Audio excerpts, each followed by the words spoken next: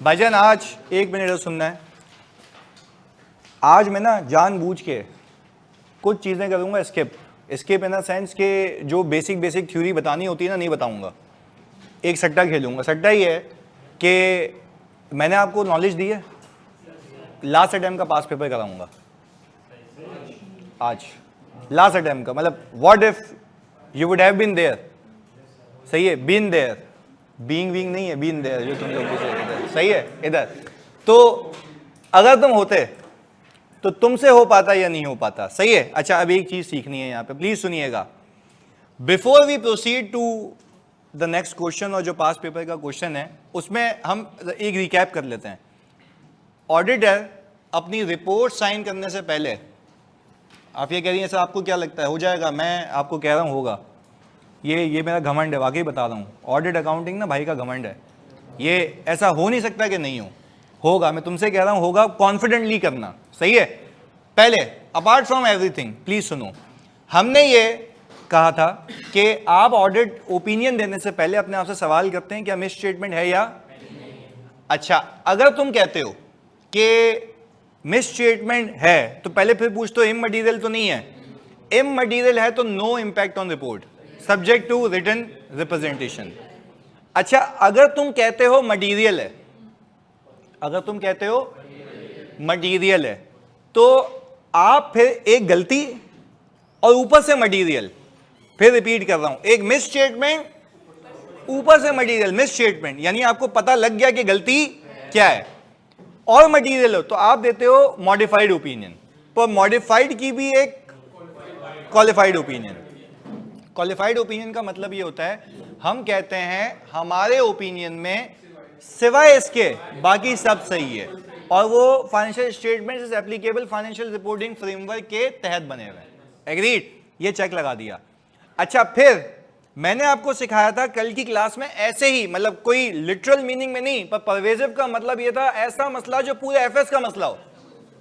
पूरे, अच्छा, जब पूरे एफएस का मसला होता है ना तो हम कहते हैं वो तब होगा जब वो not confined to a single element, यानी एक से ज्यादा जगहों पे मसला हो और मटीरियलिटी से बहुत ऊपर हो, तो आप कहेंगे कि इफेक्ट मटीरियल है या परवेजिव है, ज्यादा खतरनाक है। सारे एफएस में नहीं, एक से ज्यादा, एक से ज्यादा, एक से।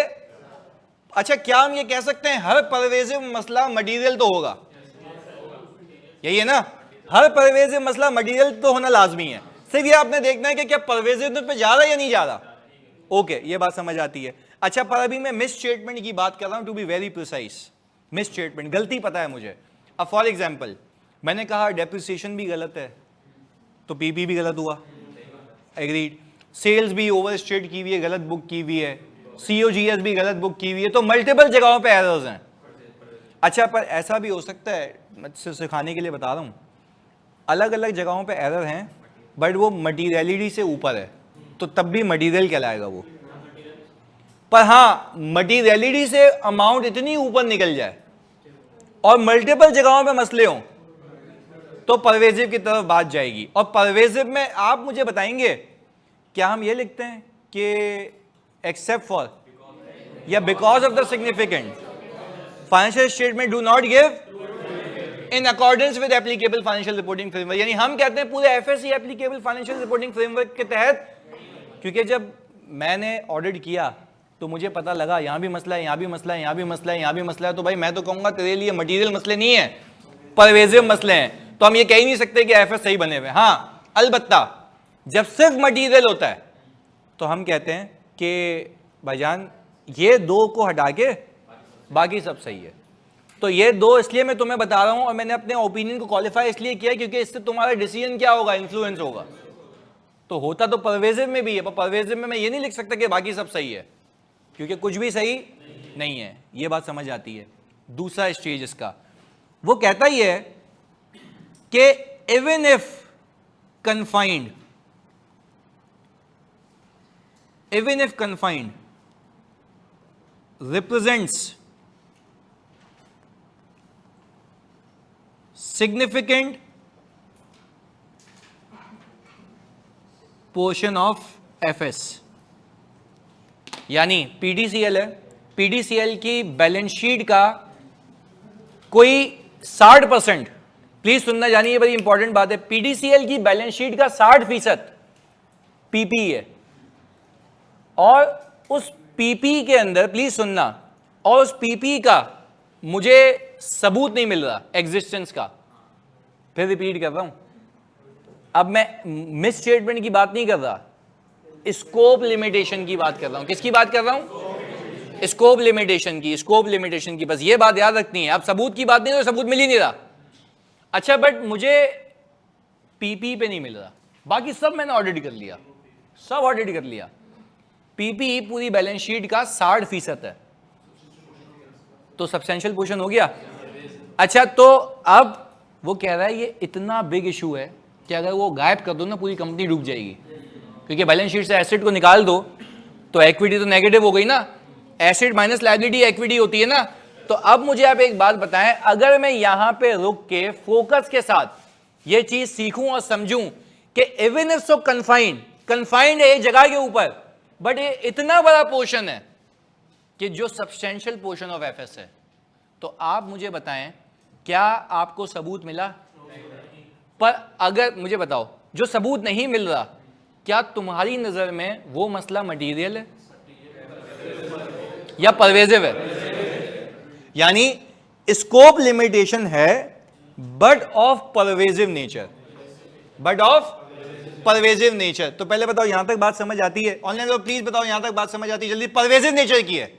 तो अब इस तरीके से ऑडिटर को कहा गया कि अगर आपकी स्कोप लिमिटेशन है, स्कोप लिमिटेशन का मतलब यह कि सबूत नहीं मिल रहा, चलें, वो कह रहा है अगर वो कौन से नेचर की है तो आप ओपिनियन ही नहीं देंगे, ओपिनियन ही। कैसे? अभी लिखना सिखाता हूं। कन्फाइंड का मतलब समझा दें, एक जगह तक महदूद।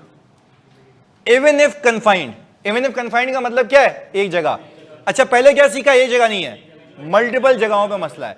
वो कह रहा है ऐसा भी हो सकता है कि एक जगह हो पर इतना ह्यूज हो कि पूरे एफएस को उड़ा दे, तो परवेजिव हो गया ना, हाँ या नहीं? तो अब वो कह रहा है कि इस केस के अंदर आप देंगे डिस्क्लेमर।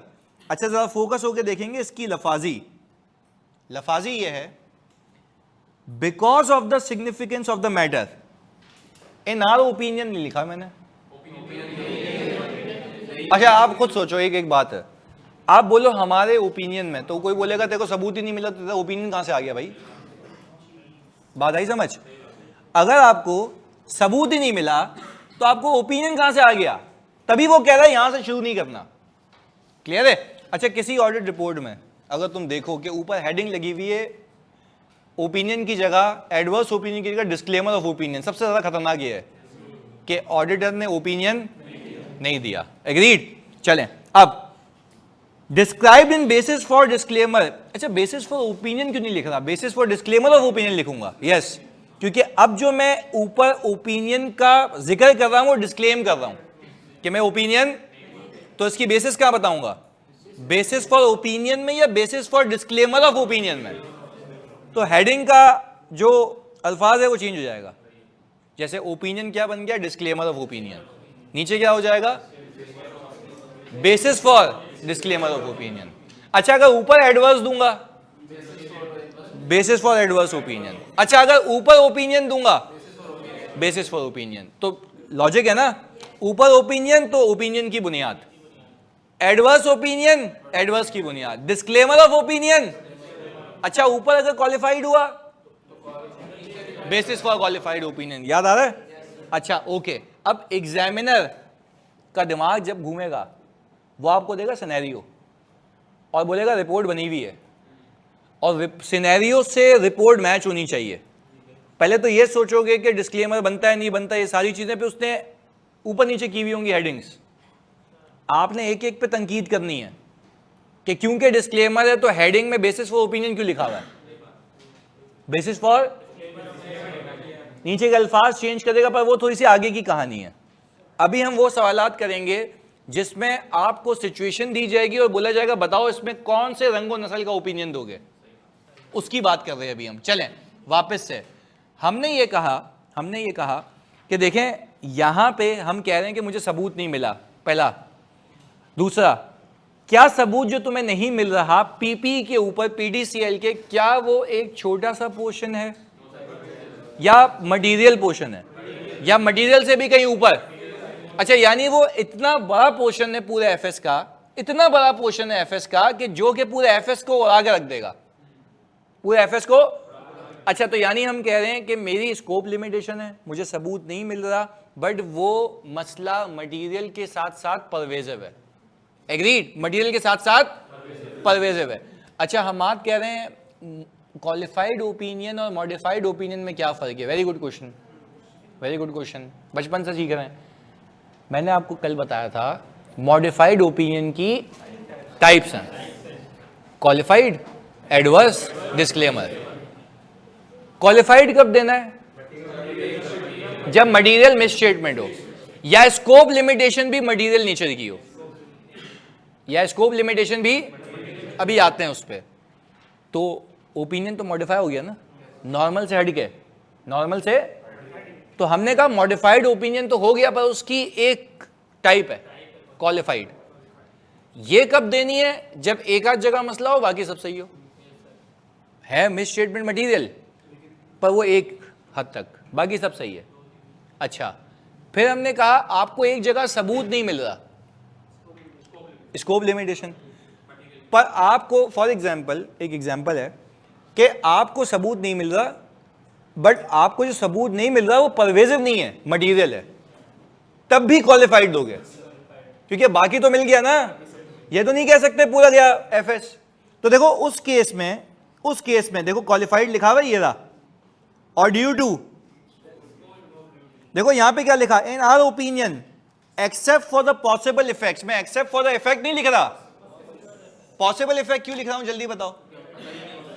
क्योंकि मुझे लगता है, वेरी गुड, बिल्कुल वही वाली बाइक वाली एग्जांपल, मुझे लगता है, प्लीज सुनिएगा, मुझे लगता है कि उसके इफेक्ट होते भी तो मटेरियल होते, उसके इफेक्ट होते भी तो मटेरियल होते। यानी फॉर एग्जांपल, इसकी एग्जांपल बनाते हैं, हमने पूरी इन्वेंट्री को वेरीफाई कर लिया, सही है जी, और कुछ इन्वेंट्री ऐसी है जिस पे मैं सबूत इकट्ठा नहीं कर पाया।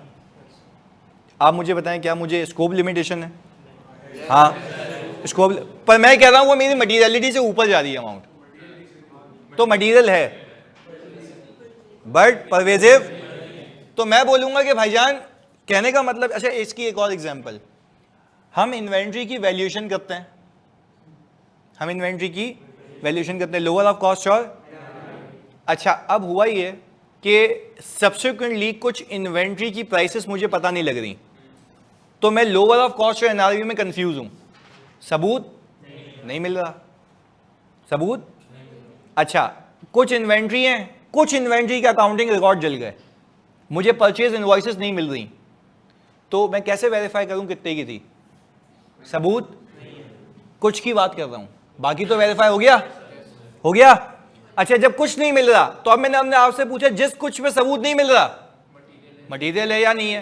अच्छा, एम मटेरियल तो कहानी खत्म, मटेरियल है तो तुम्हें लगता है कि मटेरियल है, तुम्हें लगता है कि, तो भाई जब मटेरियल है तो तुम ये तो नहीं कहोगे ना सब खराब है, तुम बोलोगे मैंने सिर्फ इसको नहीं वेरीफाई कर पाया, बाकी सब सही है। तो क्वालिफाइड ओपिनियन, चाहे गलती हो या स्कोप लिमिटेशन हो, पहले तो दोनों में फर्क समझ आता है, पक्की बात है। चलें ऑनलाइन वाले प्लीज बताओ क्या यहां पे बात समझ आ रही है? दोनों केसेस के अंदर हमने ये बात की है, एग्रीड? चलें, अच्छा अब 1 मिनट खाली यहां पे हम एक साथ, अच्छा सर इनवॉइसेस वाले केस में अदर रेगुलेटरी में बताएंगे या पहले ओपिनियन तक रुक जाओ? अगर नहीं है वो वाकई बताएंगे, अदर रेगुलेटरी में बताएंगे कि books of accounts have not been किया, वो बताएंगे। अभी होल्ड ऑन, पहले यहां पे जिस पे फोकस कर रहे हैं उस पर बात करो भी प्लीज, फोकस के साथ। इधर मैंने ये कहा कि सर ये तो बात आ गई समझ, अब मैंने तुमसे पूछा, मैं तुम सबसे पूछता हूं, कंपनी गोइंग कंसर्न है या नहीं है? मुझे नहीं पता लग रहा, ये क्या है भाई? डेट ड्यू हो गया, नहीं पे कर पा रहे, अच्छा मैनेजमेंट कह रही है हम गोइंग कंसर्न पे अकाउंट्स बना रहे हैं, हम कह रहे हैं भाई बैंक से कंफर्म तो कराओ उसने डिले किया, वो लिख कर लेगी बैंक, पर हमें सबूत। अच्छा मैं आपसे ये पूछता हूँ, प्लीज यहाँ पे फोकस हो गया तो देखना है आपने, मैं आपसे ये पूछता हूँ क्या ये स्कोप लिमिटेशन है या अच्छा मटेरियल नेचर की परवेजिव? अब मैं आपसे पूछता हूं, आप अपना ओपिनियन अनमॉडिफाइड देंगे? नहीं, पहले बोलेंगे मॉडिफाइड, फिर 3 सवाल, क्वालिफाइड, एडवर्स तो आ ही नहीं सकता, एडवर्स तो तब आता है जब सबूत मिल जाए और गलत हो, यानी स्कोप लिमिटेशन में जब परवेजिव होगा तो एडवर्स नहीं हो सकता, क्योंकि आप वो बोलते हैं इन आवर ओपिनियन कुछ भी सही नहीं है, क्योंकि मुझे पता है कुछ भी सही नहीं है, यहां पे तो मुझे कुछ पता है ही नहीं, तो यहां पे आप कौन सा ओपिनियन दोगे?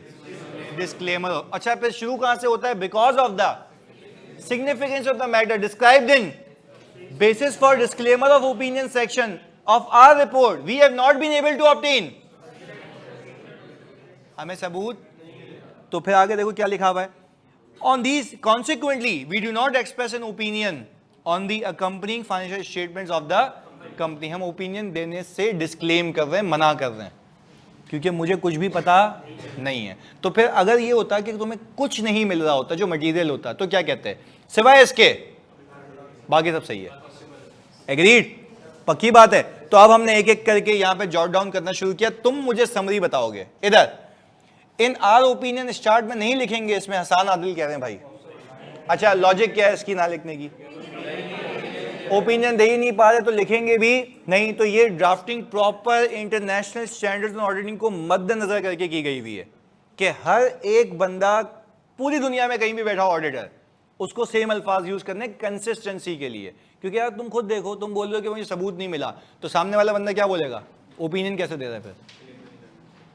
हाँ या नहीं? ओपिनियन कैसे दे रहा है? अच्छा तो फिर मुझे बताओ ना, एडवर्स के केस में भी तो परवेजिव था, सबूत था कि कुछ भी सही, यहां पे तो कुछ पता ही नहीं लग रहा सही है या नहीं है, तो दोनों में फर्क समझ आता है। तो इसलिए ऊपर ओपिनियन दे रहा हूं, यहां पे ओपिनियन नहीं दे रहा। तो ये बेसिक बात अब मैं तुमसे पूछता हूं एक एक करके, एग्जाम्पल बनाते हैं। फिर एक कंपनी है, सही है, जिसने अपना material uncertainty related to going concern का पैराग्राफ डिस्क्लोज, अच्छा यानी मतलब कि कंपनी है गोइंग कंसर्न, तभी मैं मटीरियल अनसर्टेनिटी पे आया हूं। तो ये ना डिस्क्लोज करना एक स्कोप लिमिटेशन है या गलती है? अच्छा पर अब एक एक करके यहां पे, यहां एक एक करके इधर सुनना है तुम लोगों ने। यहां पे मैंने कहा सर ये गलती तो है, पर एक डिस्क्लोजर की गलती है, एक मान लिया। जब डिस्क्लोजर की गलती है तो आपने कहा ये तो चेक हो गया कि स्कोप लिमिटेशन के जुमरे से बाहर आ गया, मैं सबूत तो है मेरे पास। 2 सवाल, क्या ये गलती मटीरियल है? परवेजिव है? परवेजिव है। क्योंकि 8 ये लिखा हुआ है बुक में, it relates to a disclosure that is fundamental, यानी वो यूजर की अंडरस्टैंडिंग के लिए क्या है? फंडामेंटल। यानी अगर आप इस डिस्क्लोजर को हटा दोगे तो जो हमारा यूजर है उसकी fundamental principles of understanding hit होंगे। आप मुझे बताओ ना, अगर मैं एक कंपनी का ओनर हूं और मुझे यही नहीं बताया जा रहा कि भाई कुछ भी हो सकता है, कंपनी डूब सकती है, तो ये डिस्क्लोजर ना देना मेरे ख्याल से क्वालिटेटिवली मटीरियल है, पर उसके साथ साथ परवेजिव है, उसके साथ साथ परवेजिव है। तो पहले बताओ क्या ये डिस्क्लोजर वाली एग्जांपल समझ आती है बुक में देख के? अच्छा आप इधर देखना, शहीद भाई कह रहे हैं कि सर ये डिस्क्लोजर वो नहीं दे रहा तो मैं यूएम दूंगा।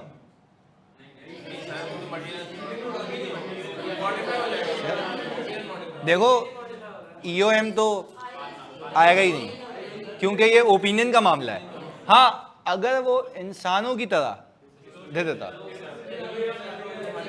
तो फिर यूएम में आता, मटीरियल अनसर्टेनिटी में आता। हाँ ये बात, जहां डिस्क्लोजर देखा वो फौरन वहां पे यूएम पे नहीं पहुंचना।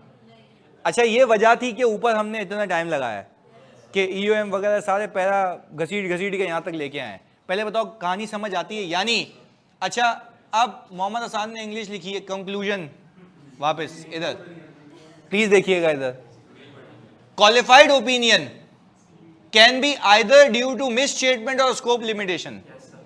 Yes, when considered material and adverse when misstatement is considered more significant and disclaimer when scope limitation is of pervasive nature। यही है, हम भी यही कह रहे हैं, सही है। चलें, ओके हसन सर, जब स्पेशल पर्पस फ्रेमवर्क पर एफएस बनाएं और लेकिन मैनेजमेंट बेसिस ऑफ प्रिपरेशन नहीं बताए, क्या ये मिसस्टेटमेंट है, मटीरियल या परवेजिव?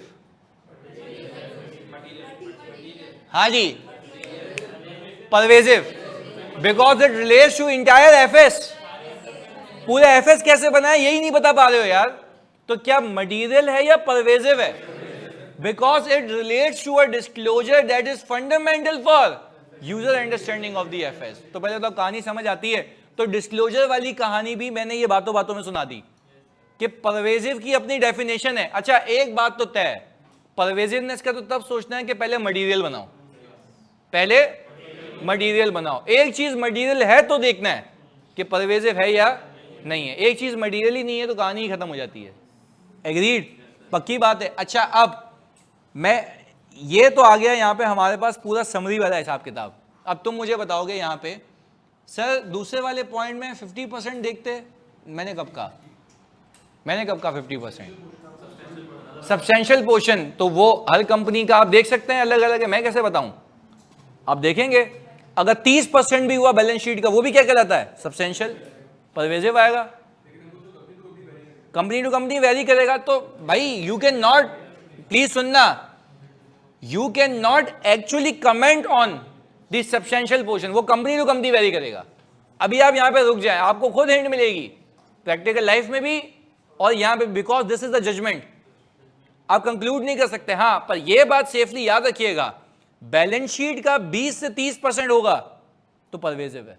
अबे बैलेंस शीट का 20-30% बहुत होता है, तो प्रॉफिट तो आप हल्का हल्का कमा रहे होते हो ना, बैलेंस शीट का 20-30% खत्म हो जाए तो मतलब परवेजिव है, पूरी इक्विटी को इरोड करेगा वो 20% की हद तक। तो ये बात समझ आनी चाहिए आपको। चलें अब आगे एक एक करके। मुझे एक बात बताएं, deciding the type of opinion में अपने आप से सवाल करना है, गलती है या नहीं है, स्कोप लिमिटेशन है या? तुम मुझे बताओगे एक साथ, अगर मिस स्टेटमेंट है और मटीरियल है क्वालिफाइड, स्कोप लिमिटेशन है मटीरियल है, क्योंकि बाकी सब मिल गया। अच्छा, मिस स्टेटमेंट है परवेजिव है, ओपिनियन दोगे? यस, पर बोलोगे कुछ भी सही नहीं है, not giving true and fair view. अच्छा, अगर स्कोप लिमिटेशन है परवेजिव है, अच्छा डिस्क्लेमर का मतलब यह है कि ओपिनियन नहीं देंगे, और हम कहेंगे कि इसलिए हम ओपिनियन नहीं दे रहे क्योंकि बेसिस फॉर डिस्क्लेमर में जाके देख लो। एग्रीड। अच्छा, अगर मैनेजमेंट डिस्क्लोजर नहीं दे रही थी तो बेसिस फॉर डिस्क्लेमर में बता दोगे कि मैनेजमेंट ने मटीरियल अनसर्टेनिटी के डिस्क्लोजर नहीं दिए जो कि देने, which we think is relevant for user understanding of the financial, तो फिर मटीरियल अनसर्टेनिटी में क्यों नहीं बता रही है? ओपिनियन में बता दिया तो यही चीज, वरना कितनी बार बताओगे? 2 बार, जो कि होना नहीं चाहिए। चलें, मॉडिफाइड ओपिनियन, आयशा ने कहा modified opinion is 3 types, qualified, adverse, disclaimer. Disclaimer is given when there is a scope limitation of pervasive nature because of the significance. बिल्कुल ऐसा ही है सर। फ्रेमवर्क का ना बताना सर स्कोप लिमिटेशन नहीं होगा, है? फ्रेमवर्क का ना बताना मिस स्टेटमेंट है ना, कि पता है कि क्या नहीं बता रहा, गलती है ना। स्कोप लिमिटेशन कहां से होगी भाई? स्कोप लिमिटेशन का मतलब यह है कि आपको सबूत ही नहीं मिल रहा, आपको पता है कि हमें पता है कि मिस स्टेटमेंट यह है। भाई ऑडिट मैंने खुद पढ़ा था भाईजान, क्या हो गया इधर? हाँ नहीं, अच्छा एक मिनट, हर तरह की मटीरियल अनसर्टेनिटी को मतलब जैसे कि, हाँ हाँ हाँ बताओ बताओ। तो उसमें आप मैंने जो नोट किया था, शायद सेलेक्ट नोट किया कि आप लोगों ने अगर एक सिंगल आइटम पे बिलोंग करती हो अनसर्टेनिटी, तो वो फिर मटीरियल नेचर की पर परवेजिव नहीं है। हाँ ये वाली बात देखो, हम तो क्या कह रहे हैं कि मटेरियल अनसर्टेनिटी श्रेय से ही डिस्क्लोज नहीं की ना, अब वो सारी अनसर्टेनिटीज बता रहा है सिवाय किसी एक के जो कि मटेरियल नेचर की है, नॉट। तो फिर आप क्या, यानी फॉर एग्जांपल उसमें बैंक से लोन आना है, सेल्स का ऊपर जाना है, वो सब डिस्क्लोज कर रहा है सिवाय किसी एक के कि इन्फ्लेशनरी इंपैक्ट क्या होगा ये नहीं बता रहा। तो फिर मटेरियल अनसर्टेनिटी पूरी नहीं डिस्क्लोज हो रही है, कुछ नहीं हो रही, तो फिर वो कुछ नहीं हो रही तो फिर उसको उस पैरामीटर से देखोगे कि नॉन डिस्क्लोजर ऐसा भी नहीं है कि वो परवेजिव बन जाए, वो क्या हो जाएगा फिर। पर ये चस्सी तुमने बता दिया, सवाल में डालना था फंगी। इधर कहने का मतलब है वो सही कह रहा है, वो कह रहा है कि भाई अगर मटेरियल अनसर्टेनिटी से डिस्क्लोज की है पर उसका कुछ एलिमेंट डिस्क्लोज नहीं की है तो still that would be considered pervasive, या मटेरियलिटी की तरफ जा सकती है। अच्छा ऐसा भी हो सकता है कि एक ऐसी चीज वो डिस्क्लोज ना कर रहा हो जो मटेरियल भी ना हो, जो क्या हो, इमटेरियल हो, तो उस केस के अंदर आप क्या करेंगे। बात समझ आ रही है, पक्की बात है। तो वो बिल्कुल सही, राइटली सेड कि हो सकता है, पर हम जिस एग्जाम्पल की बात कर रहे हैं उसमें कुछ भी डिस्क्लोज, तो मटेरियल अनसर्टेनिटी का मतलब ये ना कि मटेरियल तो है, मटेरियल तो है, अब डिसाइड करना है कि परवेजिव है या नहीं है। क्लैरिटी है भाई। चलें, तो अब हमने कहा कि sir before we proceed to a question, मैं सिर्फ बोलूंगा, लिखूंगा नहीं अभी, हाँ तुमने लिखना है अभी सवाल। इधर प्लीज फोकस होकर देखिएगा, इधर जल्दी से। अच्छा अब फोकस के साथ इधर, ड्राफ्टिंग टेक्निक क्या है, ड्राफ्टिंग टेक्निक यह है, ये लाजमी कॉपी करेंगे आप। पहला, आप क्वेश्चन में से सिचुएशन को पिक करेंगे, क्वेश्चन में से सिचुएशन को पिक करेंगे। अच्छा एग्जाम्पल देता हूं मल्टीपल, एक मिनट रुकेंगे, पहले फोकस करेंगे मेरी बात पे, फिर कॉपी होगा ये सब। इधर फोकस करना है पहले बात पे। इधर पहली चीज, मल्टीपल सिनेरियो जो अभी हमने डिस्कस किए। Let's say company material uncertainty disclose नहीं कर रही, एग्रीड, तो ये मिस स्टेटमेंट है, स्कोप लिमिटेशन है, मिस स्टेटमेंट है, बस याद रखिएगा। तो आप बोलेंगे since there are events and conditions which suggest there are material uncertainty relating to and it is required to be disclosed, an entity has not disclosed। ये कहां से उठाया, सवाल से उठाया भाई, कॉपी पेस्ट करो। ये सिचुएशन की डिस्कशन है कि मुझे पता है कि ये डिस्क्लोज होनी चाहिए, मिस स्टेटमेंट है, सही है। अब फिर इवेल्युएट करो सिचुएशन को, इट इज, इसके आगे जोड़ देना, it is considered to be a, it is considered to be a, तो पहले बयान किया, डिस्कस किया और फिर बता दिया it is considered to be a misstatement, agreed. यहां तक तो आपने एग्जामिनर को पहुंचा दिया कि मुझे पता है कि ये गलती है।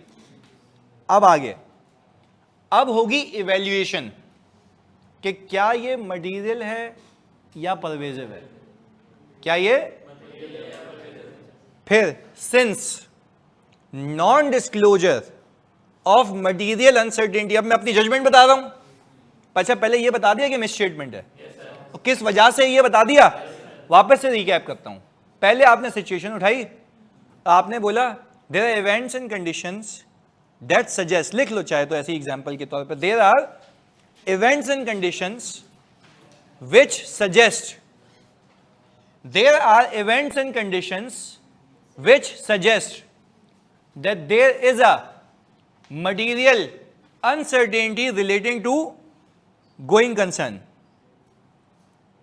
There are events or condition which suggest there is a material uncertainty relating to going concern, which is required to be disclosed and not disclosed by the company, and not disclosed by the, अच्छा क्या हम ये कह सकते हैं अपनी आसानी के लिए जो मैंने ऊपर समरी बनाई है उस केस में हमने पता सिंपल क्या किया, इवेल्युएट किया है सिचुएशन को, हाँ या नहीं सर। हमने सिर्फ सिचुएशन का जायजा लिया है कि हुआ क्या है इस कंपनी में, हमने कहा सही है भाई, बेस्ड ऑन माय नॉलेज, हमने कहा कि भाई ये तो इवैल्यूएशन हुई है।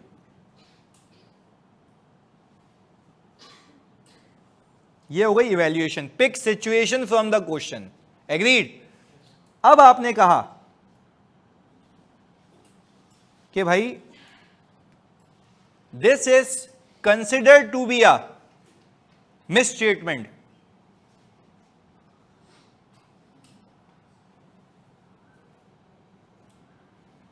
हाँ भाई, this is considered to be a misstatement. अच्छा भाई, अब इसको तो मिसस्टेटमेंट कह रहे हो, क्या राइटली कह रहे हो? यस। अब आपने बता दिया मिसस्टेटमेंट तो है, पर ओपिनियन के लिए क्या आपको मटीरियल, इममटीरियल, परवेजिव भी सोचना होता है? अब देखो ये हो गया, पहले तो आपने ये बता दिया, यहां तक बात समझ आती है। दूसरा आपने कि इवैल्यूएट करो whether situation contains a misstatement और स्कोप लिमिटेशन। मेरी नजर में क्या है? मिसस्टेटमेंट। अच्छा, अब इवैल्यूएट करो कि वेदर द मिसस्टेटमेंट या जो भी तुमने ऊपर डिसाइड किया, क्या वो मटीरियल है या परवेजिव है या इममटीरियल है, एग्रीड। चलें, तो हमने कहा अब हम इसी के आगे लिखेंगे एनी वॉलंटियर जो इसको आगे बढ़ा पाए। सोच लो, पहले सोच लो, अपने हिसाब से लिखो कि कैसे लिखते हैं इस सिचुएशन में कि तुम्हारे लिए परवेजिव है क्या है, क्योंकि उसने कोई भी मटीरियल अनसर्टेनिटी को डिस्क्लोज नहीं किया। कैसे लिखते? लिखें, अपनी जबान में लिखें, फिर सुनेंगे। लिखें एक बार,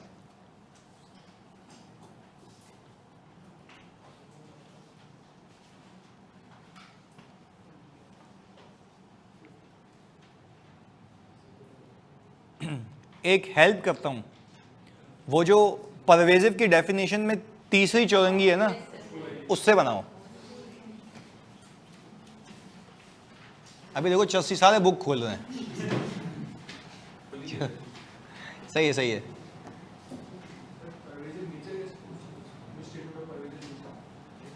पर हाउ, क्यों pervasive? This considered to be a misstatement, ये लिख दिया तुमने।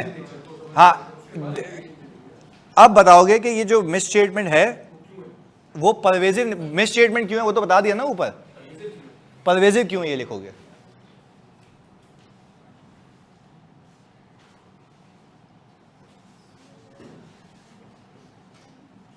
अच्छा, आसान कह रहे हैं, since the effect is not confined to a single element. सही लिखा है इस भंगी ने।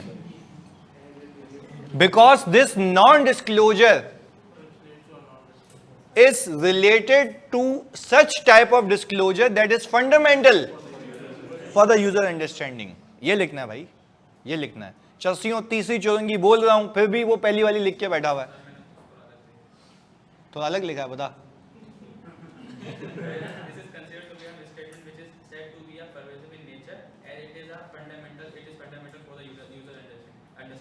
चलो सही है, एक हद तक सही पहुंचा दिया, पर हम ये अगर लिखें this misstatement या this non-disclosure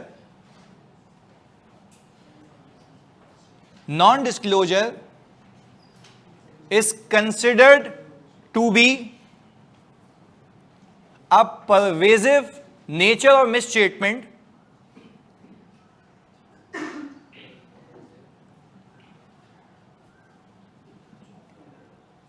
because it relates to a disclosure that is fundamental for the user's understanding। ऐसा है भाई। This non-disclosure is considered to be of किस नेचर का भाई? Because it relates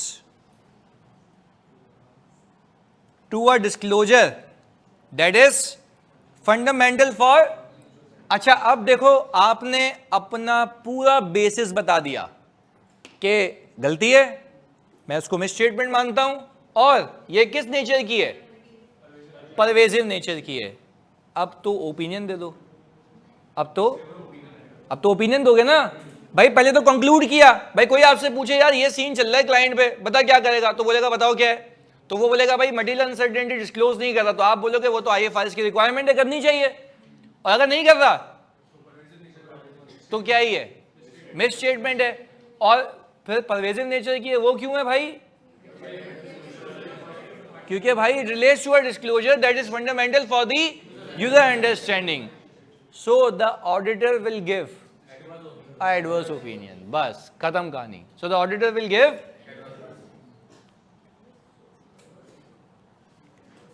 so the auditor will give an adverse opinion. ये हो गया आपके सवाल का जवाब। इस तरीके से ड्राफ्टिंग की है, इस तरीके से ड्राफ्टिंग करनी है।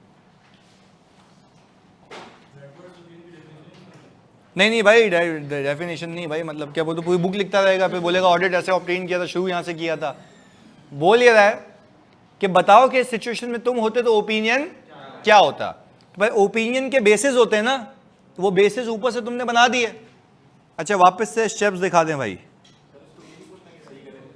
हाँ अच्छा भाई, ये कह रहे हैं कि सर आप सही करें, मुझे बताओ क्या मेरी रिक्वायरमेंट में ये आपका कोर्स ऑफ एक्शन पूछा है कि आप क्या करेंगे इस सिचुएशन में। ये आपको बोला है कि सब हो चुका है, रिपोर्ट पे इंपैक्ट बताओ। हाँ वो तब होता जब मैं बोलता आप इस सिचुएशन में होते तो आप क्या करते, पहले आप रिक्वेस्ट करते कि सही करो, बदतमीजी कर नहीं सकते, फिर आप बोलोगे एक ही चीज है जो हम सही कर सकते हैं, वो रिपोर्ट है। क्लियर है? अच्छा, और अगर व्हाट इफ कोई यहां पे अमाउंट की गलती होती, मैं तुमसे पूछता हूं, अगर व्हाट इफ मेरी जान यहां पे कोई अमाउंट की गलती होती, नहीं तो फिर आप कहते हैं कि मटीरियलिटी का जिक्र करते हैं यहां पे।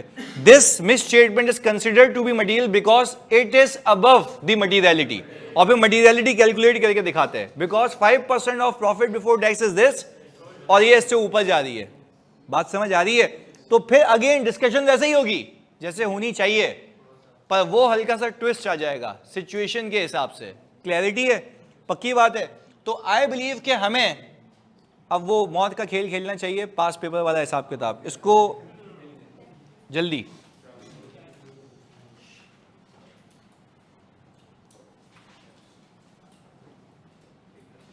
इंशाल्लाह जी मजा आएगा, अभी देखते हैं। यार वैसे तो मुझे लगता है कि तुम लोग कर लोगे इंशाल्लाह।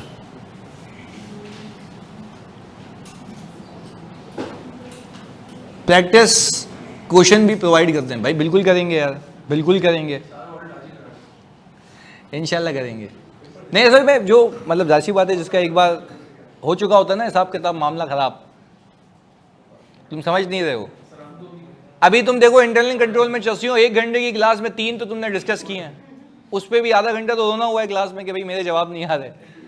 तो नहीं पर हम जरा तुम्हें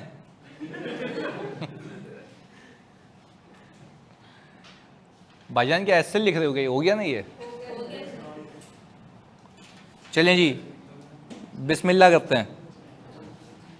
अच्छा वैसे ये पूरा जो है 12 नंबर का सवाल आया था, और हर अटेम्प्ट में आता है 15, 12, 13, 14, और किसी और सवाल में भी रिपोर्ट चिपकी हुई होती है। इम्प्लीकेशंस आपने बगैर किसी होशियारी के पहला पार्ट करना है, सही है? और देखें सिंपल, आप बगैर डिस्कशन के करेंगे क्योंकि ये आपकी अपनी असेसमेंट है, तो आपका समय शुरू होता है अब, और जो पहले लिखेगा वो पहले चेक कराएगा जल्दी। अच्छा requirement, evaluate each of the above independent situation, यानी ये अलग अलग क्लाइंट्स हैं, and discuss the implication for the audit report. अब 1 मिनट, इसको एक रिक्वायरमेंट को एक रिक्वायरमेंट को, ये मार्च 25 वाला मतलब ये लास्ट अटेम्प्ट है जो अभी गुजर के गई है, सही है? अब सुनना, ऑडिट में रिक्वायरमेंट पे क्यों फोकस करता हूं, याद है इंटरनल कंट्रोल में भी आज जिक्र किया। रिक्वायरमेंट पे इसलिए फोकस करता हूं मैं क्योंकि वो कह रहा है implication for the audit report. इसका मतलब ये है अगर ईओएम पे इंपैक्ट जा रहा होगा तो वो भी तुम बताओगे। Don't restrict yourself to the opinion भाईजान, ये बात याद रखनी है। इंपैक्ट ऑन, ये देख लो, पहले कह रहा है इवेल्युएट करो सिचुएशन, इवेल्युएशन मैंने अभी सिखाई, और फिर बोल रहा है कि इवेल्युएशन के बाद ये बताओ कि कौन से एरिया पे इंपैक्ट जाएगा। तो it can be anything and it can be maybe related to opinion as well. तो ये आपकी कॉल है, प्लीज जल्दी से।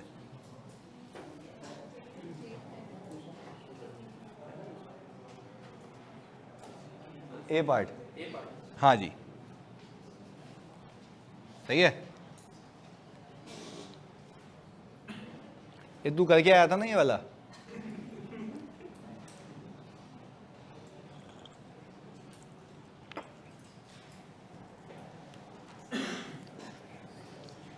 भाई यहाँ क्लास चल रही है तो ऑडिट के ग्रुप में 49 मैसेज कैसे आ गए हैं?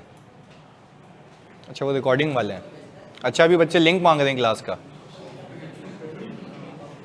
Very fast.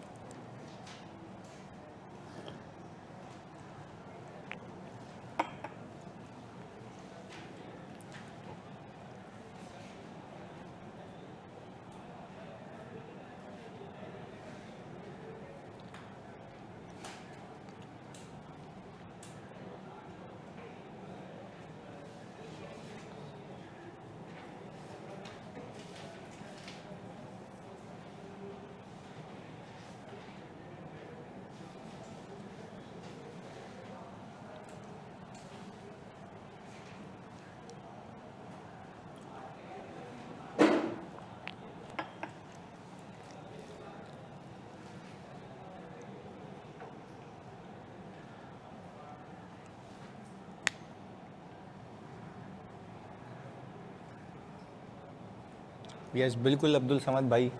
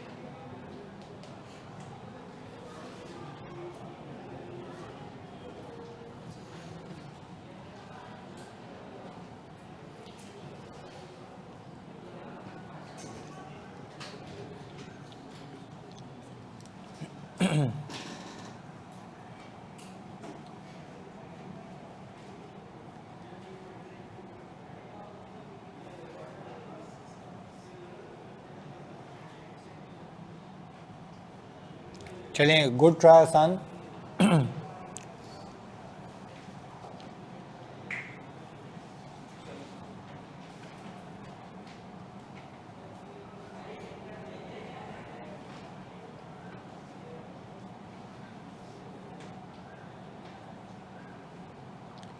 मुस्तफ़ा गलत, आपने लिखा है modified opinion will be given, very wrong, and it should be adverse, very wrong. एक मिनट बस, एक चीज़ ये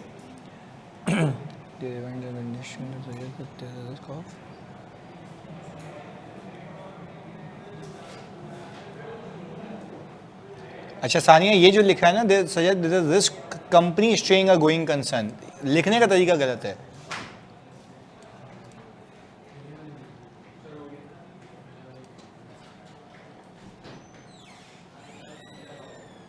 बाकी सही लिखा है आपने, कंक्लूड सही किया। मुताहिर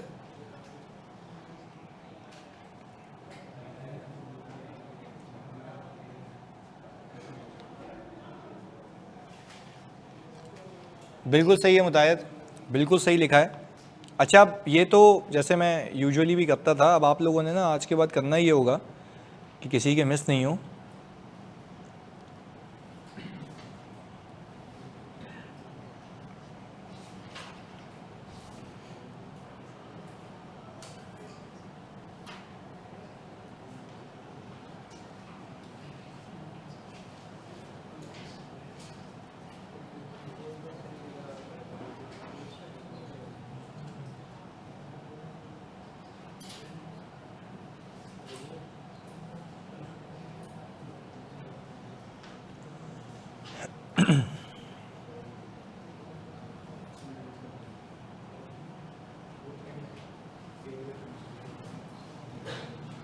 अच्छा जी, अब सुनाए यहाँ पे कौन जी, सुनाओ। As the breakdowns of SBL were due last month, and the entity is unable to provide any sufficient or appropriate evidence regarding the removal of agreements or new ones. Further, they also do not have any sort of restructuring plan.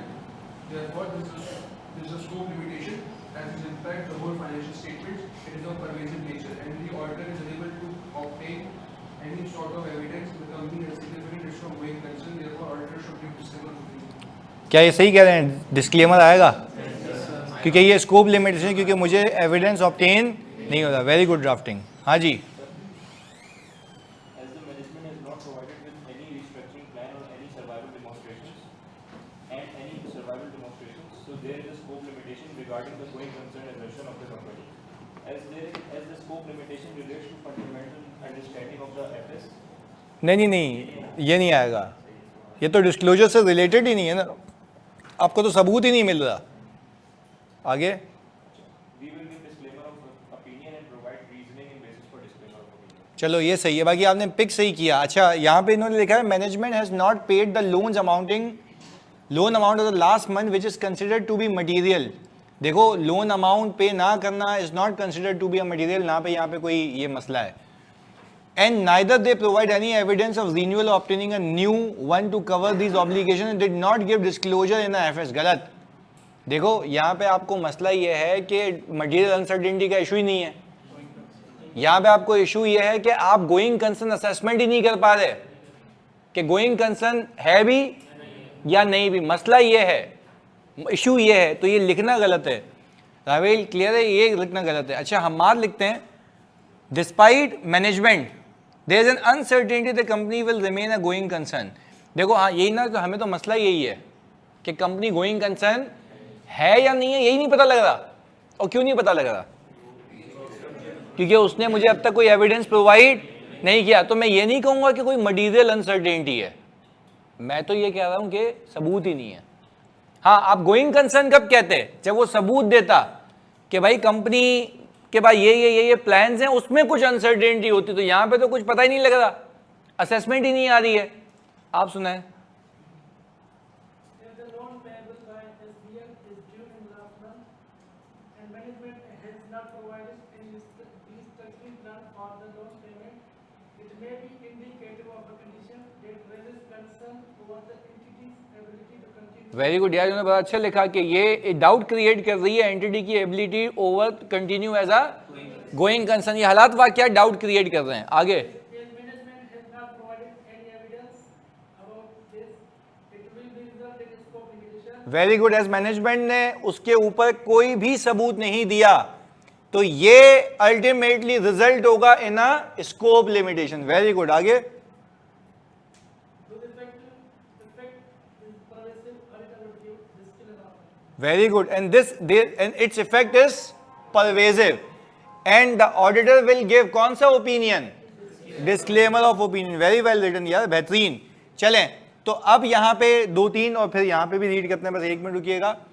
अच्छा भाई, in a given situation, Sugar Biscuit have to pay a bank loan. ये काशान तुम्हारा read कर रहा हूँ, तो the management has not made any arrangement. अच्छा, एक और चीज जानी, ये मैंने ना ग्रुप पे लिंक शेयर किया, वहां पे कमेंट सेक्शन में सारे डालते तो एक एक को चेक होके मिलेगा. पहले भी मैं यही करता था, जब एक ह्यूज अवाम लिखती है ना तो वहां पे एक एक को कमेंट मिल जाएगा, कोई इशू वाली बात नहीं है. इससे होगा ये, मेक श्योर हो जाएगा कि हर किसी को चेक होके मिल जाए. तो वहां पे इवन आपको भी आज के बाद मैं ये कहूंगा, सुनाओगे तो अलग, वहां पोस्ट अलग करोगे ताकि जलील भी हो तो वहां पे सबके सामने. सही है.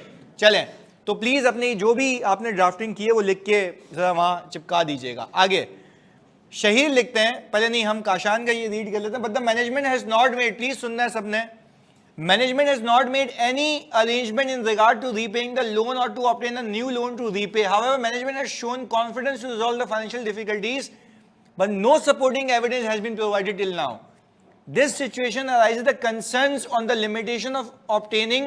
नहीं यहाँ भंड मार दिया. ये situation doubts create कर रही है on the entity's ability to continue as a, and for which we don't have any sort of evidence. This is considered to be a scope limitation. और scope limitation भी है pervasive nature की, क्योंकि ये पूरे FS से relate करती है. इसलिए हम कौन सा opinion देंगे? Disclaimer of opinion देंगे. अच्छा, अब आगे यहां पे मुझे लिखते हैं कि has not provided any evidence of how they will manage the situation will the loans due as this is a going concern, this is a concern for non going concern. अब देखो ये अंग्रेजी देखो, this is the concern for a non going concern. ऐसे कोई नहीं. देखो अब यही तो सीख है ना कि हम लिखते गलत हैं. उसने कितनी प्यारी ड्राफ्टिंग पिक की. उसने बोला ये सारी सिचुएशन डाउट क्रिएट कर रही है एंटिटी की एबिलिटी पे टू कंटिन्यू एज अ. तो उसने उठाया वहां से वो चीज, उसने बोला कि भाई ये जो जितने भी सिनेरियोज हैं ये इस तरफ इशारा कर रहे हैं कि एंटिटी की ability to continue as a going concern नहीं दिखती. अब उसने देखो आइडिया वही पिक कर लिया. उसने बोला कि भाई ये तो डाउट क्रिएट कर रहा है, और जिसका और फिर उसके बाद से बात निकाली इसने बोला इसका मुझे सबूत. This is considered to be a scope limitation and it is of pervasive nature. So the auditor will give disclaimer of, और बताएगा बेसिस फॉर डिस्क्लेमर में कि हुआ क्या था. अच्छा, तो अभी हमने सही कर ली एक बात. यहां पे loans were due in last month, ये रदीशा आपका रीड कर रहा हूं, and management has not provided any evidence. Also management has not provided restructuring plan which cast doubt on the company's ability to continue as a going concern. This is a scope limitation because it is fundamental to user understanding. ना ना ना ना ना यहाँ भंड मार दिया. क्या ये डिस्क्लोजर दरकार है? ये तो सबूत ही नहीं मिल रहा. आपने यहाँ पे ये बात करनी है तो आपने वहां से लिंक नहीं करना है इसको. आपने सिर्फ बोलना है ये परवेसिव है बिकॉज ये पूरे एफएस से रिलेट करता है. बात क्लियर है? ये कोई सिंगल एलिमेंट पे कन्फाइंड आपके सामने क्या एक मसला है, ये पूरे एफएस का मसला है, पूरे एफएस का मसला है. अच्छा, यहाँ पे आयशा ने लिखा the conditions of SBL suggest there is a risk of going concern which has not been considered by the entity. This is a scope limitation of pervasive nature as no evidence to support the going concern basis is there. The auditor will give a disclaimer of opinion. ये भी सही है, बाबा shortcut में उन्होंने लपेट दिया तो सही है इधर. अच्छा सर, वो कह रहे हैं अब क्लियर हो गया कि मैंने एग्जाम में इस पर ऐसे लिखा था. देखो ये फर्क है. वो कह रहा है कि एग्जाम में जो है ना concern for going concern is not appropriate word ना. आप कहें ये हालात वाकई सजेस्ट कर रहे हैं doubts on the entity's ability to continue as a going concern, तो वो अभी हम कर रहे हैं. अच्छा जी, Syed Ahmad Ali were due in last month and there is no evidence provided by the management as to the renewal. It is material uncertainty that will cast. Material uncertainty है या doubts on going concern है? सही है ना. Material uncertainty तो तब होगी पहले गोइंग कंसर्न मान लो, तो ये एक बड़ा ब्लंडर होता है. बात समझ आ रही है? तो इस ब्लंडर से बचना है. पहले गोइंग कंसर्न पे बात करनी है, फिर देखना है उसमें मटीरियल अनसर्टेनिटी है या नहीं है. तो ये भी हमने सही कर लिया. अच्छा जी, अब हमने कहा यहाँ पे कंजा लिखती हैं provided with any plan to restructure on its projections of survival, which will ultimately assist in going concern assessment for the auditor. This constitutes a scope limitation. This non-assessment is considered to be pervasive nature because it is fundamental for the user understanding. क्योंकि pervasive nature तो मैं इसलिए समझ रहा हूं because it relates to the whole FS. पूरे FS का मामला है, किसी एक जगह का मामला नहीं है. So the auditor will give disclaimer of opinion. ये भी सही है. अच्छा जी, Shahid, since there is obligation to repay the bank loan but there is no appropriate evidence given by the bank to ensure the timely payment. गलत. इधर सुनो, अब देखो लिखने का तरीका क्या है, मैं तुम्हें इसलिए हाईलाइट करवाता हूं कि तुम लोगों के फोकस बने रहें कि क्या नहीं करना. शहीद ने लिखा है कि सर क्योंकि उसको बैंक लोन पे करना था, वो बैंक लोन रीपे करने का वो एविडेंस नहीं दे पा रहा. ऐसा तो नहीं है. वो कह रहा है कि मैं, मसला यहां पे ये नहीं है, मसला ये है कि मैं आगे कैसे पे करूंगा, उसका एविडेंस नहीं दे पा रहा. वो गोइंग कंसर्न पे डाउट क्रिएट कर रहा है. आप वहां पे जिक्र तो करो उसका. आगे देखते हैं क्या लिखा है इन्होंने. वो आगे लिखते हैं कि this is considered to be a scope limitation. अब देखो इन्होंने जुमला क्या लिखा है, मैं तुम्हें बताता हूं. इन्होंने बोला क्योंकि वो बैंक लोन रीपे करने का एविडेंस नहीं दे पा रहा, तो ऐसा लग रहा है कि एक बैंक की पेमेंट हुई है जो मुझे ट्रेस नहीं हो रही. इनकी अंग्रेजी तो ये लग रहा है ना कि एक बैंक की पेमेंट हुई है जो मुझे ट्रेस, यहां पे मुद्दा ये है ही नहीं. वो कह रहा है कि मेरी पेमेंट मिस हुई है जो कि मैं पे, और आगे की पेमेंट का भी कुछ अता पता. तो मुझे यहां पे मसला पेमेंट वेरीफाई ना करने का है या गोइंग कंसर्न. ये हालात वाकयात डाउट क्रिएट कर रहे हैं एंटिटी की एबिलिटी पे टू कंटिन्यू एज अ. तो पहले उसकी बात करो और फिर उसको बोलो भाई तुम्हें पता है या नहीं पता क्या चल रहा है, और उस पे मैनेजमेंट मुझे कुछ सबूत दे. तो फिर क्या ये स्कोप लिमिटेशन है? जवाब आता है यस. क्या ये परवेजिव नेचर की जवाब आता है यस. तो अल्टीमेटली आपके ओपिनियन पे क्या इफेक्ट आएगा? Disclaimer of opinion. आप सुना, आप बोल रहे थे.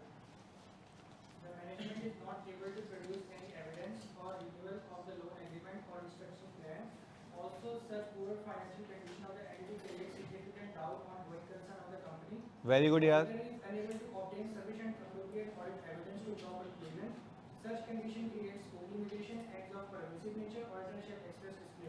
वेरी गुड यार, बेहतरीन ड्राफ्टिंग, बेहतरीन. यानी इन्होंने पूरा सिचुएशन को डिफाइन किया. इन्होंने बोला भाई क्योंकि मुझे गोइंग कंसर्न असेसमेंट के लिए मैनेजमेंट को सबूत नहीं दे पा रही है जो कि डाउट क्रिएट कर रही है एंटिटी की एबिलिटी पे continue as a going concern, जिस वजह से मैं कह रहा हूं मेरे लिए स्कोप लिमिटेशन है और ये परवेजिव नेचर की, इसलिए मैं कौन सा ओपिनियन दूंगा? Disclaimer of opinion. चलें, अब यहां पे हम अगर देखें, दानियाल ने लिखा है, कहां गया भाई इसका मैसेज, ये रहा. सिंस देयर आर इवेंट्स और कंडीशंस व्हिच सजेस्ट. अच्छा, अब एक और बात, जब आप ये लिखते हैं ना सिंस देयर आर इवेंट्स और कंडीशन, तो आप रिव्यू लिखे ना कि कौन से हैं. नहीं आई ये बात समझ? देखो आप ये लिख रहे हो, देखो समझाते वक्त तो सही है कि इवेंट्स और कंडीशन, पर सवाल में तो दिए हुए हैं भाई. लिखो ना वो non payment of loan on a timely basis, या जो भी आगे रीस्ट्रक्चरिंग नहीं हो पा रही है, ये सारे वो इवेंट्स और कंडीशंस हैं जो कि डाउट क्रिएट कर रहे हैं एंटिटी की एबिलिटी पे टू कंटिन्यू एज अ. ये लिखना कि सिंस देयर आर इवेंट्स और condition is not a appropriate word. Define those events और कंडीशन जो कि सवाल में मौजूद हैं. एग्रीड? तो ये कितने लोगों ने डिफाइन किया है? और अल्लाह की कसम कितने लोगों ने नहीं किया, डिफाइन नहीं किया. तो देखो ये मिस्टेक है. कोई आपसे बोले भाई क्या मसला है, तो आप बोलो ना भाई ये वजह से एंटिटी की ability to continue as a going concern पे डाउट है, तो ये बोलो. इवेंट्स और कंडीशन नहीं बोलो. जब इवेंट्स और कंडीशन दिए हुए हैं तो उसको बताओ और लिखो कि इसकी वजह से ये मसला आ रहा है. एग्रीड? ताकि क्लियर पिक्चर है कि इन वजूहात की वजह से मैं कह रहा हूं. चलें, हमने कहा ये हिसाब किताब हो गया. अच्छा जी, अब उसके आगे कर दिया डिफाइन. चलें, सही. अच्छा, ये मेरा प्रॉमिस है भाई, जो भी एफबी पे नीचे पोस्टिंग हुई है ना, एक एक को चेक होके मिलेगी, क्लियर हो जाएगा वो मामला. एक एक को डेफिशिएंसी पता लग जाएगी, ये भी मैं तुम्हें कह रहा हूं, कोई मसला नहीं है. यहां पे सिर्फ तुम वो फोकस करो जो मैं तुमसे डिस्कस कर रहा हूं, क्योंकि प्रैक्टिकली एक बंदा तो नहीं कर सकता ना, बैठूंगा भी चेक करेंगे एक एक करके, सबको मिल जाएगा आंसर. पर यहां पे जितने भी आ रहे हैं वहां पे, यहां पे मैं एक एक करके बता रहा हूं कि भाई ये इश्यूज हैं, तो मैं हाईलाइट कर रहा हूं की चीजें. अब मैं सिर्फ ये करना चाह रहा हूं, ये रीड करना चाह रहा हूं और सिर्फ ये देखना चाह रहा हूं कि आपका आइडिया कहां तक पहुंचा। प्लीज सुनिएगा इधर, हाँ मैं बिल्कुल मैं यहां पे आपको चेक करके दूंगा, इधर देखिएगा प्लीज सारे बच्चों। SBL is facing severe financial difficulties which suggest there is a material uncertainty that SBL may not be able to continue as a, जैसे उन्होंने थीम पिक की आगे, it is the responsibility of SBL management and those charged with governance to carry out a, ये वाली line नहीं भी लिखो कोई इशू वाली बात नहीं है, ऑडिट इंप्लीकेशन मांगी है, सिर्फ इवैल्यूएशन नहीं है। आगे, despite repeated request management has provided the necessary information, has not provided the necessary information और डॉक्यूमेंटेशन टू एड्रेस दी, और आपने ये सिंपल भी लिखा था कि मैनेजमेंट हमें कोई एविडेंस नहीं दे रही है, तो ये लिख दो या लंबी करके लिख दो बात, नंबर एक भी नहीं कटेगा, ये मैं तुम्हें गारंटी दे रहा हूं। बिल्कुल, देखो इसने क्या किया, सिर्फ उसको खींचा है ना, ये सिंपल बात है। मैं तुम्हें तभी मैं बैठ के तुम्हारे साथ ये रीड कर रहा हूं, इसका मकसद यही है कि तुम्हें क्लैरिटी दे दूं कि मार्क्स तुम्हें पूरे मिलेंगे। भाई पेपर रिव्यू होने आता है, इस बात से तुम बेफिक्र हो जाओ। रिव्यू होने आता है, रिव्यू होके फीडबैक जाते हैं टीचर के, वो बताता है कि भाई इसमें ये लिखना है। अब उसके ऊपर तुम एक बात को एक लाइन में लिखो या 4 लाइन में लिखो, बात एक ही है। तुमने भी ये लिखा ना कि इवेंट्स और कंडीशंस हैं, ये हालात वाकयात हैं जो एंटिटी की ability to continue as a going concern पे क्या क्रिएट कर रहे हैं, डाउट क्रिएट कर रहे हैं, और जिसका मुझे सबूत, तो भाई ये लिख दो, बात एक ही है। हम वो यहाँ पे क्या कह रहा है, डिस्पाइट बहुत बार मांगने के उसको नहीं मिल रहा, और भाई मैं सिंपल ये लिख दूं कि ये मुझे सबूत नहीं मिल रहा, बात एक ही है। आगे, अब this behaviour suggest that the management is unwilling to make assessment, यानी ये बिहेवियर ये बता रहा है कि मैनेजमेंट ने गोइंग कंसर्न असेसमेंट, हाँ ये लाइन लिखना लाजमी है कि मैनेजमेंट ने अपनी, याद करो जब मैंने गोइंग कंसर्न वाला पैराग्राफ पढ़ा रहा था तो मैंने वहां पे आपसे एक कहानी में डिस्कशन की थी, और कहानी में डिस्कशन ये की थी, याद है आपको, कहा था मैंने कि मैंने कहा आपको पता है कि आपका लोन रीपे होने वाला है, वो टाइम आ चुका है, आपने किया या नहीं किया, तो मैनेजमेंट बोलती है हाँ हमें पता है, हमें नहीं सिखाओ, तो मतलब उसने असेसमेंट, अच्छा अगर असेसमेंट ही नहीं की हुई तो इसका मतलब ये कि आपको याद है रिपोर्ट में एक पैरा था मैनेजमेंट की जिम्मेदारियों का कि गोइंग कंसर्न की असेसमेंट की जिम्मेदारी किसकी है, ये उसी को हिट कर रहा है, ये बोल रहा भाई उसकी जिम्मेदारी है, वो नहीं कर रहा, असेसमेंट ही नहीं कर रहा। भाई जब उसने असेसमेंट नहीं की तो मैं चेक कैसे करूं, तभी तो ये मेरे लिए क्या बन गई, लिमिटेशन, और उसको हम कहते हैं स्कोप लिमिटेशन। आगे आगे, this limit the auditor ability to evaluate the, क्योंकि आप याद करें ऑडिटर की जिम्मेदारियों में हम इवेल्युएट करते हैं ना कि गोइंग कंसर्न असेसमेंट एप्रोप्रिएट है या, भाई वो तब करूंगा ना जब वो करके दे मुझे ये इवेल्यूशन, वो कर ही नहीं रहा, वो कह रहा है भाई मैं तो आपको सबूत ही नहीं दे पा रहा। आगे, the auditor therefore can not obtain sufficient appropriate regarding the going concern assumption due to management unwillingness to cooperate, यानी मैनेजमेंट खुद ही विलिंगली कोऑपरेट नहीं कर रही है। तो मुझे आप एक बात बताओ, इसी चीज को अगर तुमने, बंद कर दे भाई, इसी चीज को तुमने ऑल टुगेदर अपने तरीके से लिखा तब भी बात सेम है। कुछ हालात वाकयात हैं, ये हालात वाकयात हैं जिसकी वजह से हम कह रहे हैं कि कंपनी की ability to continue as a going concern पे डाउट्स हैं, जिसको मैनेजमेंट एड्रेस नहीं कर रही है, ना मुझे सबूत दे पा रही है, इसकी वजह से मेरे लिए स्कोप लिमिटेशन है। पूरी बात यही लिखी हुई है, पूरी बात यही लिखी हुई है। अब आते हैं हम जरा नीचे रिपोर्टिंग इंप्लीकेशन पे, लिखा हुआ the effect of this limitation is pervasive, आप लोगों ने भी लिखा था, as it affects the auditor's ability to assess the fundamental aspects of the financial statement, यानी not confined to a, पूरा एफएस का मसला है। आगे, as a result the auditor should issue, this is because the possible effects of uncertainty are so significant that the auditor cannot form an opinion on the financial statements. The auditor report will include a section explaining basis for disclaimer of opinion section। क्या यही सीखा था, हाँ या नहीं? तो वैसे अगर हम सिर्फ ये कहें सर फिर रिपोर्ट में कैम भी नहीं आएगा, मैंने ऐसी कोई बात की है, या भी हम सिर्फ ओपिनियन खेल रहे हैं, ओपिनियन खेल रहे हैं, वहां पे आएंगे। अच्छा, अब तुमसे एक सवाल, पहले बताओ अगर ये 6 नंबर का सवाल है, इंडिपेंडेंटली अपने आइडिया को सामने रखते हुए कितने नंबर देते हो? 4 5, ऐसा ही है। तो यानी ऐसे सवालात में देखो यहाँ पे लिखे बच्चों ने वाकई में, जैसे उसने बड़ा प्यारा लिखा है, उसने बिल्कुल सही लिखा है, तो उसके तो मतलब 1 नंबर भी क्यों कटेगा? बिल्कुल पूरे मिलेंगे। तो कहने का मतलब यह है कि अगर आपने पहले ही गो में पहला पास पेपर किया है तो 4 या 5 जो मार्क्स हैं इज अ गुड थिंग, कोई बुरी बात नहीं है इसके अंदर। तो अब आज के बाद जो आपको सवालात मिला करेंगे उसमें आपको लिखना होगा, ना कि इवेल्युएट करना। यानी आप अब तक क्या कर रहे थे, सिर्फ टिक कर रहे थे कि यहां इंपैक्ट आएगा। अब आपको कंक्लूड करना पड़ेगा कि ऑडिट रिपोर्ट पे इंपैक्ट क्या आएगा। सही है जी। तो स्ट्रेटजी ये रहेगी, मैं सिंपल बता रहा हूं, सही है जी। स्ट्रेटजी ये रहेगी आप लोगों की कि आपने वहां पे पोस्टिंग करनी है और जिसका चेक होने से लाइव क्लास में रहेगा उसको चेक होकर लाजमी मिलेगा। सही है, चले मिलते हैं। ओके जी, अल्लाह हाफिज़।